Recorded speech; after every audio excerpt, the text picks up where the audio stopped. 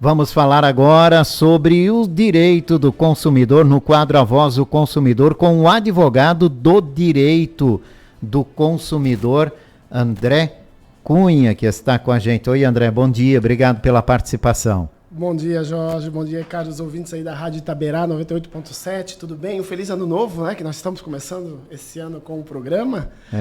Primeira participação de 2025. Isso mesmo, né? Trazendo aí então um feliz 2025 a todos, né? Que todos os consumidores, todos os ouvintes aí que estão nos apreciando agora, Jorge, que tenham bastante saúde, bastante paz e principalmente aí os seus direitos garantidos, né? É verdade. André, começamos o ano, como sempre, né? Com expectativa sobre o início do período escolar em fevereiro.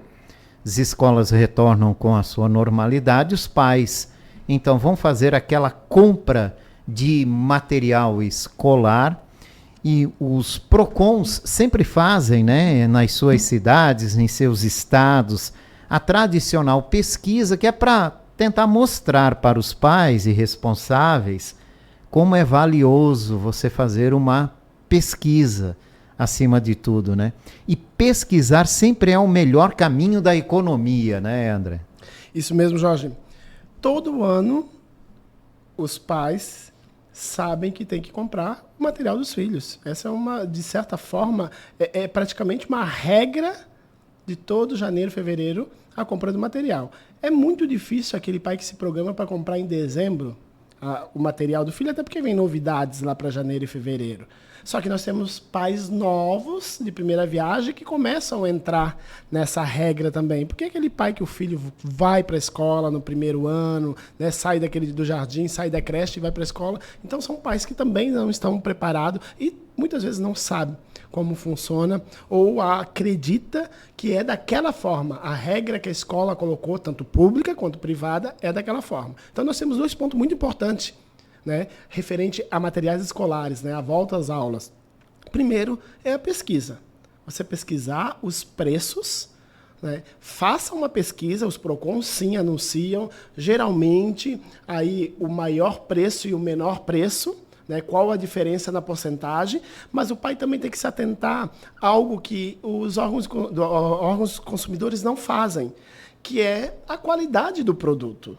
Porque se você coloca aqui uma tesoura, né? Eu estava escutando hoje pela manhã, inclusive, na televisão, que tem lugar que chega a 600% a 700% a diferença. Só que a mais de 1.000, né? Isso. O PROCON aqui usa como exemplo, em Blumenau, desculpa te interromper, né?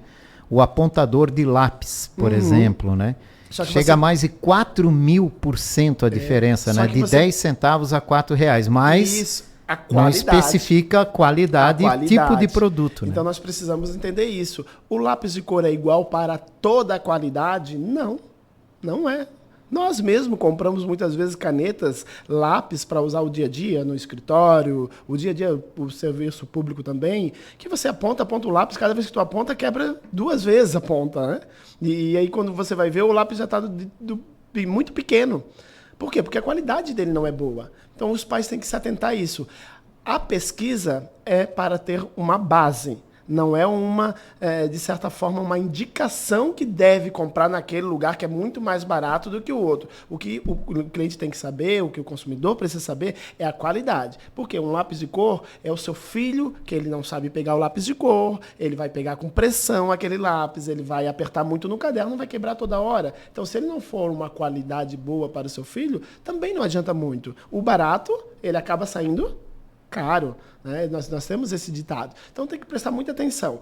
Há essa comparação do órgão de defesa do consumidor, mas os pais também têm que pesquisar e verificar o que é bom. A gente tem marcas muito famosas, né? Que é da nossa época, né, Jorge? Muito famosas e nunca saíram no mercado porque são boas, estão de qualidades. Claro, ela vai custar um pouco mais caro, mas o pai que vai verificar o que cabe no orçamento dele. Mas pensando sempre em 2 coisas: a qualidade e a segurança para o filho dele. E para o bolso dele, o menor valor. E faz sentido para o orçamento da família, né? É verdade. E lembrar um detalhe importante também, né?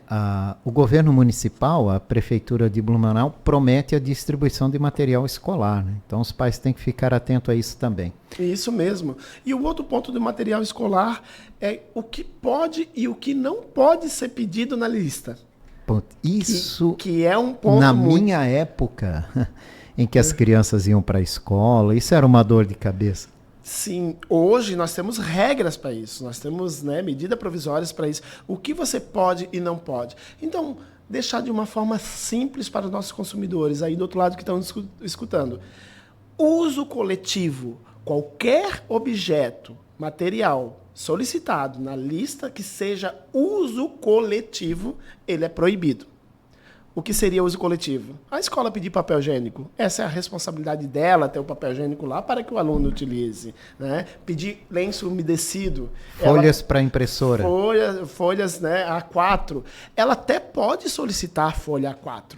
Ela pode até solicitar o papel higiênico, mas ela tem que apresentar para os pais o plano do que vai ser feito com aquele papel higiênico. Lembra que antigamente a gente molhava o papel higiênico, pintava ele de guache e colava no papel, na madeira? Uhum. Isso é um trabalho escolar. Então ela vai apresentar para os pais, olha, nós temos certo momento do semestre, ou, né, do bimestre, ou anual, que nós vamos utilizar esse papel higiênico para fazer esse tipo de trabalho. O papel higiênico é algo de uso coletivo, mas tem que ser apresentado que vai ser utilizado para o aluno e não de uso coletivo. E aí, por fim, vai, né? Muitas vezes pede sabonete líquido. Isso tudo tem que estar incluso dentro da matrícula do aluno e a mensalidade. Né? O que for uso coletivo, que o aluno vai usar na escola, que seja para todo mundo, tem que estar ali dentro. É a própria escola que tem que fazer. Aumenta um pouquinho mais a parcela da mensalidade, cobra um pouquinho mais, mas não pode, a lei não permite solicitar material de uso coletivo ao aluno. Ele tem que ser uso exclusivo. É o caderno dele, é o lápis dele, é a caneta dele, é a cola tenaz dele. Aí sim. Agora não adianta ficar pedindo, porque o consumidor, que já está esperto, sabe que ele pode reivindicar. E se a escola não tirar da listagem o que foi pedido indevidamente, ele pode procurar o PROCON, o órgão de defesa do consumidor, e fazer a reclamação, inclusive a denúncia contra aquele estabelecimento. Tá certo. Outra coisa também que vem com o início do ano letivo é o transporte, né? Transporte escolar, né? As vans daqueles pais que não conseguem, não coincidem o tempo de levar e buscar as crianças nas escolas. Quais são os cuidados necessários, né, nessa questão? Jorge, em Blumenau nós temos uma lei, né, que regulamenta, inclusive, né, a própria Secretaria do Município de Transportes, ela faz essa vistoria. Né? Inclusive, essa vistoria ela é feita em 2 etapas durante o ano. Então, o pai tem que, primeiro, verificar se essa van está cadastrada, né, junto ao órgão municipal, né, inclusive a secretaria, para verificar se haja legitimidade. Porque se ele tiver cadastrado lá, automaticamente ele vai estar cumprindo a lei.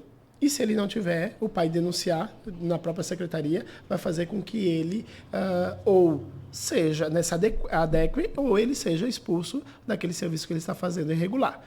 Mas é muito comum na nossa cidade vários pais, e partem dos pais, vários pais contratarem apenas um pai que leva 1, 2, 3, 4 filhos e aí acabam pagando e rachando a gasolina. Isso é proibido.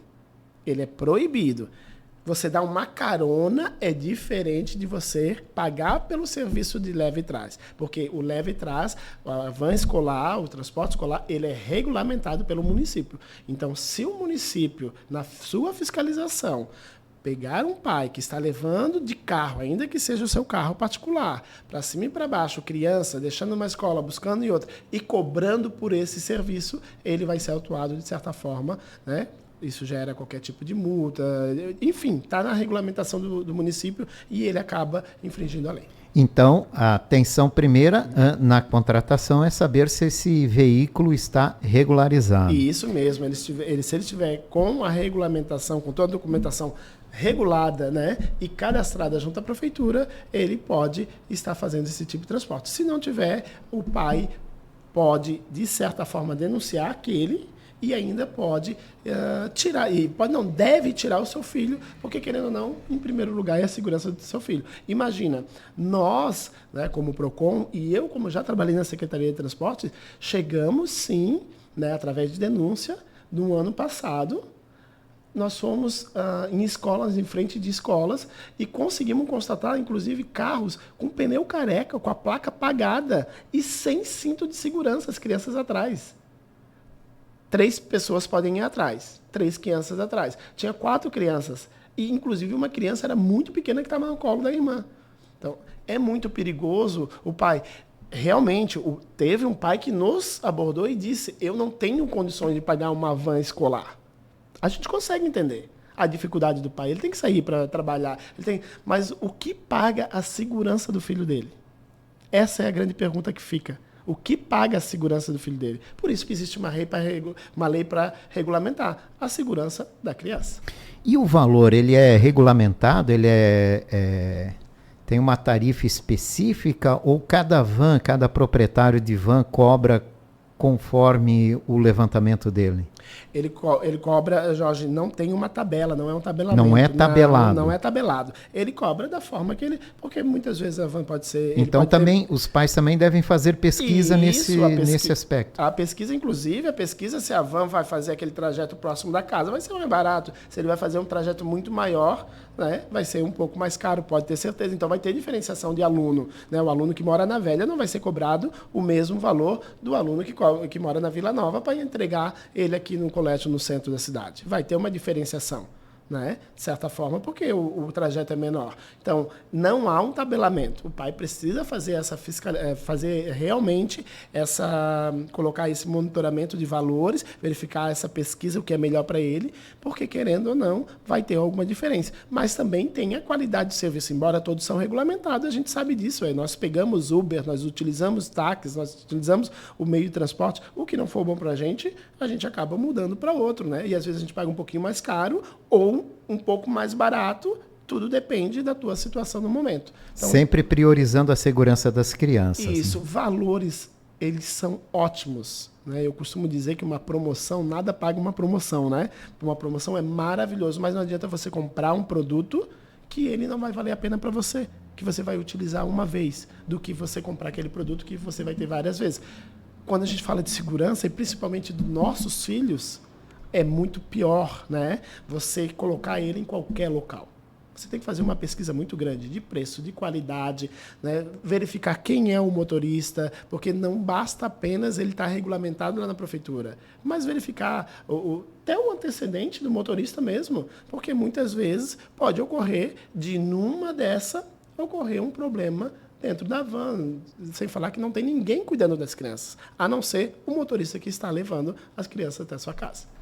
Então, pesquisar acima de tudo, material escolar, transporte, a escola, né? Tudo o ideal sempre é fazer pesquisa nesse sentido, né, doutor? Isso mesmo, Jorge. Material escolar, segurança da criança. Por quê? Porque, querendo ou não, você entrega o seu filho para alguém cuidar, de certa forma, né? E é o teu bem mais precioso. Exato. Então a segurança, ela faz parte. Preço é bom, mas pensa na segurança do seu filho, na qualidade do serviço, que isso vai valer a pena para você. A melhor pesquisa vai ser essa para os pais nesse início de ano. Tá ok. André Cunha, advogado do Direito do Consumidor, obrigado mais uma vez pela participação, doutor. Obrigado, Jorge. Uma ótima quarta-feira a todos.